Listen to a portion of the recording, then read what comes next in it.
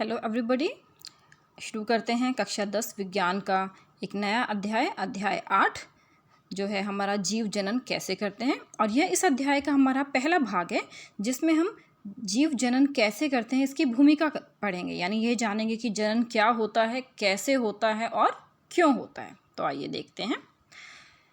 सबसे पहले तो जो पाठ लिखा हुआ है कि जीव जनन कैसे करते हैं उसमें एक शब्द आता है जनन। तो ये समझते हैं कि ये जनन आखिर होता क्या है। देखो, आप सभी ने देखा है ना, जो कुत्तों के बच्चे हैं वो कुत्तों जैसे होते हैं ना, बिल्ली के बच्चे बिल्ली जैसे होते हैं। इसी प्रकार से जो पक्षी हैं, जैसे कि यानी चिड़िया है तो चिड़िया के बच्चे चिड़िया जैसे होंगे, और कबूतर है तो कबूतर के कबूतर जैसे होंगे। हमारे बच्चे जो हम मानव हैं या इंसान हैं, हमारे बच्चे हमारे जैसे होते हैं, है ना, लड़के और लड़कियां होते हैं।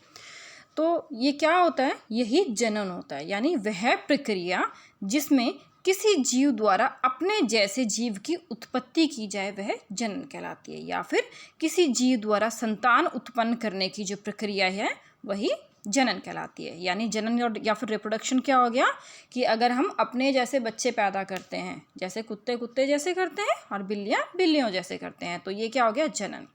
ठीक है, ये बात तो हो गई परिभाषा की। उसके बाद अगली चीज़ आती है कि जनन की आवश्यकता क्यों पड़ी। देखिए भाई, अगर हम वैसे बात करें तो जो जनन नाम का एक प्रक्रम है, वह हमने जैव प्रक्रम में विभिन्न भाग पढ़े हैं ना, जैसे पोषण हो गया, श्वसन हो गया, हमारा उत्सर्जन हो गया। ये सभी जो है ना जीवन जीने के लिए आवश्यक है। लेकिन जो जनन जो है ना, यानी अपने जैसे संतान उत्पन्न करना जो है ना, वो आपके जीवन के लिए आवश्यक नहीं है। यानी अगर आप जनन नहीं भी करोगे तो भी आप जिंदा तो रहोगे ही, है ना, ऐसा होता है ना, पता है ये सब आप सभी को। तो अब प्रश्न उठता है कि भाई जब जीवन के लिए जनन आवश्यक नहीं है तो फिर जनन की आवश्यकता क्यों पड़ी, है ना। तो इस प्रश्न का सीधा सा उत्तर है भाई कि ये बात तो ठीक है कि आपका अपना जीवन चलाए रखने के लिए जनन की आवश्यकता नहीं है, लेकिन पृथ्वी पर सभी जीवों की निरंतरता बनाए रखने के लिए जनन आवश्यक है। जैसे कि देखिए, आपके दादा दादी होते हैं ना, आपके दादा दादी से आपके माता पिता की उत्पत्ति होती है। ठीक है, पहली पीढ़ी आपके दादा दादी की हो गई, उस हिसाब से आपके माता पिता की हो गई, फिर उसके बाद दूसरी पीढ़ी, और फिर तीसरी पीढ़ी में क्या हुआ, आप उत्पन्न हुए। ठीक है, यानी मान लीजिए अब अगर इस प्रकार से उत्पत्ति नहीं होती, यानी ये सभी पीढ़ी दर पीढ़ी अपने बच्चे पैदा नहीं करते, तो क्या हो जाता है, यहाँ आकर के संसार खत्म हो जाता है। इसके बाद कोई जीव होता ही नहीं, यानी उसके बाद इंसान पैदा ही नहीं होते। जैसे हम नहीं करते, उसी प्रकार से कोई भी जीव अगर उत्पत्ति नहीं करता या जनन नहीं करता तो क्या होता है, एक दिन ऐसा आ जाता जब पृथ्वी पर जीवन ही समाप्त हो जाता। तो जनन की आवश्यकता क्यों पड़ी, पृथ्वी पर जीवन की निरंतरता को बनाए रखने के लिए। इसीलिए जो सभी प्रजातियां हैं वो जनन करती है। क्यों, ताकि सभी प्रजातियां अपनी निरंतरता को बनाए रखें, ताकि सभी प्रजातियां जो हैं वो पृथ्वी पर बनी रहे। ठीक है, अब ये बात होगी कि भाई जनन की आवश्यकता क्यों पड़ी। अब आगे समझते हैं कि जो जीव जनन है, अब हमने उसमें बात की थी कि जीव जनन की जो हमने परिभाषा पढ़ी थी उसमें हमने क्या पढ़ा था कि अपने जैसे जीवों की उत्पत्ति करना ही कहलाता है जनन। लेकिन अब आप देखिए, जैसे मान लीजिए कोई दो माता पिता हैं, तो ऐसा तो नहीं होता ना कि अगर कोई लड़का है तो बिल्कुल ही एग्जैक्टली अपने पिता जैसे दिखे और कोई लड़की है तो बिल्कुल ही अपनी माता जैसे दिखे। ऐसा कोई ज़रूरी तो है नहीं, है ना। तो इसका मतलब क्या हुआ, इसका मतलब कि जीव जनन के दौरान ये बात ठीक है कि कुछ समानताएं होती हैं एक पीढ़ी से दूसरी पीढ़ी में। ठीक है, जीव जनन के दौरान एक पीढ़ी से दूसरी पीढ़ी में कुछ समानताएं होती है। जैसे जो मानव है वो मानव जैसे ही दिखेंगे, जो कुत्ते बिल्ली हैं वो कुत्ते बिल्लियों जैसे ही दिखेंगे। लेकिन साथ में क्या है कि यह ज़रूरी नहीं है कि बच्चे जो हैं वो बिल्कुल माता पिता जैसे दिखे। यानी जीव जनन के दो भाग हो गए। एक तो क्या हो गया, जीव जनन के दौरान मोटे तौर पर एक जीव की प्रजाति अपनी पिछली पीढ़ी से मिलती है। जैसे कि हमारे माता पिता हैं, वैसे ही हमारे भी दो आँखें हैं, एक नाक है, दो कान हैं, एक हमारा चेहरा है, मुंह है, दो टांगे हैं, दो हाथ हैं, ऐसा ही है ना। ये तो क्या हो गई, समानताएं। यानी मोटे तौर पर जनन के दौरान एक पीढ़ी दूसरी पीढ़ी से कुछ समानताएं रखती है, लेकिन ऐसा नहीं है कि हम बिल्कुल ही अपने माता पिता जैसे दिखे, समरूप नहीं होते। समरूप में यानी बिल्कुल एक जैसे। तो यानी जीव जनन के दौरान जीव अपने माता पिता जैसे या अपने पीढ़ी जैसे दिखते हैं, लेकिन उसके साथ साथ उनमें कुछ विभिन्नताएं भी होती हैं। यानी जीव जनन के दौरान दो प्रक्रम हो गए, एक तो क्या हो गई, कुछ समानताएं होती है, और दूसरा क्या हो गई, कुछ विभिन्नताएं होती हैं। अब हमने देख लिया कि जीव जनन के दौरान दो चीज़ें होती हैं, समानता और विभिन्नताएं। अब अगला प्रश्न उठता है, भाई भगवान ने दो चीज़ें बना दी ना, समानता कर दी कुछ, तो हमारे अंदर कुछ विभिन्नता है, तो ऐसे ही तो की नहीं है ये समानताएं और विभिन्नताएं, इसका भी कोई विशेष कारण रहा होगा ना। तो समानताएं तो क्यों होती है? समानता तो इसलिए होती है ताकि किसी प्रजाति विशेष की विशेषताएं बनी रहें। जैसे देखिए, कुत्तों के बच्चे कुत्तों जैसे होते हैं, है ना, बिल्ली के बच्चे बिल्ली जैसे होते हैं, हमने बात की थी, और हमारे बच्चे हमारे जैसे होते हैं। ऐसा तो तुमने कभी भी नहीं सुना ना कि किसी इंसान के, मानव के जो बच्चे हैं वो कुत्ते बिल्लियों जैसे हो जाएं, ऐसा नहीं होता ना। तो क्यों? अगर हमारे बच्चे कुत्ते बिल्लियों जैसे हो जाएंगे तो क्या हो जाएगी कि हमारी जो प्रजाति है वही ख़त्म हो जाएगी। एक जैसे जो जीव होते हैं, एक जैसे दिखने वाले जीव, और जो आपस में जनन करते हैं, उन्हें हम क्या कहते हैं? प्रजाति। जैसे मानव की एक प्रजाति हो गई, कुत्तों की एक प्रजाति हो गई, ठीक है, बिल्लियों की एक प्रजाति हो गई, पक्षियों में जैसे चिड़िया की एक प्रजाति हो गई। तो समानताएं तो क्यों आवश्यक है? ताकि प्रजाति की विशेषताएं बनी रहे, वरना सब घोच पोच हो जाएगा, ठीक है ना। हमारे आँख कुत्ते जैसी होंगी, नाक हमारी बिल्ली जैसी होगी, तो हम कितने अजीब दिखेंगे, यानी एक प्रजाति ही खत्म हो जाएगी। तो किसी प्रजाति विशेष की विशेषताएं बनाए रखने के लिए समानताएं आवश्यक है। अब अगला प्रश्न आता है कि भाई विभिन्नताएं भी होती है, तो विभिन्नताएं क्यों आवश्यक हैं? जैसे देखिए, सबसे पहले तो ना पहचान करने के लिए विशेष विभिन्नताएं होनी आवश्यक है। जैसे अगर सारे के सारे दुनिया के लोग एक जैसे हो जाएंगे तो हम उन्हें पहचानेंगे कैसे, है ना। यानी विभिन्नताओं का होना इसलिए आवश्यक है ताकि किसी व्यक्ति विशेष को या किसी जीव विशेष को पहचाना जा सके, पहली चीज़। उसके बाद दूसरा, ये जब ये पहचाने गए तो आपने ऐसा महसूस किया होगा या देखा भी होगा कि जैसे जो लोग ज़्यादा बर्फीले इलाके में रहते हैं ना, वो ज़्यादा अलग दिखते हैं थोड़े से।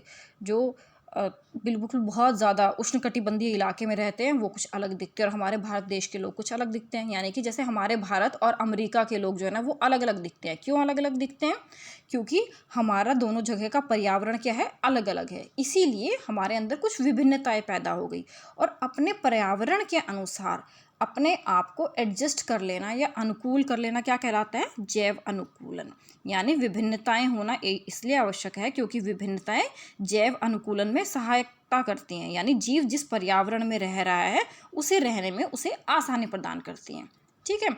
अब उसके बाद दूसरा आता है कि विभिन्नताएं जो हैं वो जैव विकास में भी सहायक होती हैं। जैसे जो क्या होता है, मान लीजिए कभी कभी अगर किसी इलाके विशेष में कोई बहुत ज़्यादा महामारी फैल जाए, जैसे आजकल कोरोना फैल रही है ना, तो क्या होगी कि जिन लोगों की इम्यूनिटी स्ट्रांग होगी या जिनमें कुछ ऐसी विभिन्नताएं होंगी जिससे वो बचे रहे जा सके, तो वे बचे रह जाएंगे और बाकी स्पीसीज, बाकी जो लोग हैं वो ख़त्म हो जाएंगे। यानी कि उन जीवों में कुछ विकास होगा, और जो बचे रह गए डेफिनेट सी बात है उनको में कुछ विकास होगा। तो दूसरी आवश्यक चीज़ क्या होगी कि विभिन्नताएं जैव विकास में भी सहायक होती हैं।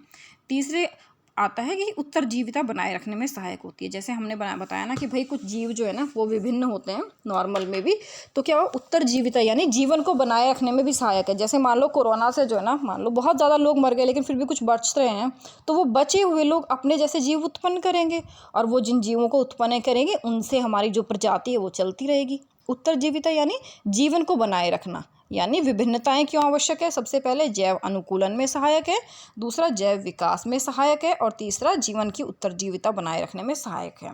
और समानताएं क्यों आवश्यक है? ताकि किसी प्रजाति विशेष की विशेषताएं बनी रहे, यानी इंसान इंसानों जैसे ही दिखते रहें, कुत्ते बिल्लियों जैसे नहीं दिखें, ठीक है। उसके बाद अगली चीज़ आती है कि भाई हमने जो ये अभी अभी बात की थी कि समानताएं होती है, विभिन्नताएं होती हैं, वो कैसे होती हैं, ठीक है। तो हमारा अगला टॉपिक है भाई जीव जनन एवं डीएनए। तो सबसे पहले तो समझते हैं ये शब्द डीएनए क्या होता है। डीएनए की फुल फॉर्म होती है डीऑक्सीराइबोन्यूक्लिक एसिड्स या फिर डीऑक्सीराइबोन्यूक्लिक अम्ल, और कई बार एक नंबर के क्वेश्चन में पूछा जाता है, इसलिए आप लोगों ने याद रखना है। उसके बाद आता है ये डीएनए होती क्या चीज़ है भाई, क्या बीमारी है ये? तो डीएनए कोई बीमारी नहीं है। डीएनए क्या है? हमारे ये किसी भी कोशिका के अंदर पाए जाने वाला एक विशेष रसायन है जो कोशिका के केंद्रक में पाया जाता है। हमने बात की थी ना, कोशिका का जो ना एक बीच वाला जो हिस्सा होता है उसे हम क्या कहते हैं? केंद्रक। तो इस केंद्रक में एक विशेष रसायन पाया जाता है जो ऐसा दिखता है, ठीक है।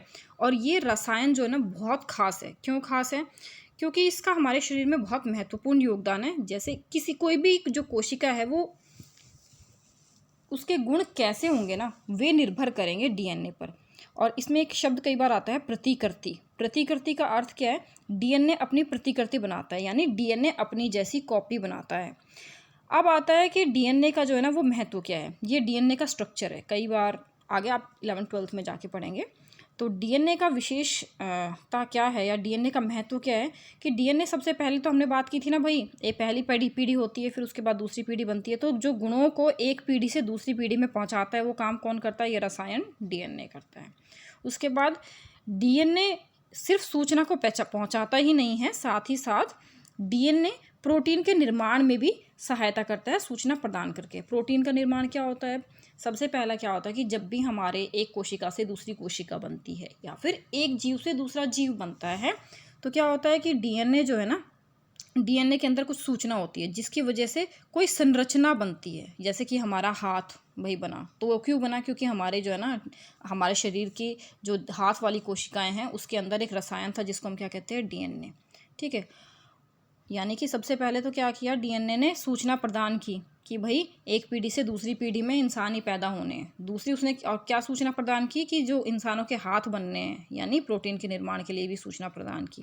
उसके बाद भाई क्योंकि डीएनए ही वो सूचना प्रदान कर रहा है कि एक पीढ़ी से दूसरी पीढ़ी में कैसा जीव बनना है, तो यानी जीवन की निरंतरता बनाए रखने के लिए भी डीएनए आवश्यक है। और दूसरा हमने बात की थी ना कि भाई समानताएं पैदा होती है और विभिन्नताएं पैदा होती है। वो विभिन्नताएं क्यों पैदा होती हैं?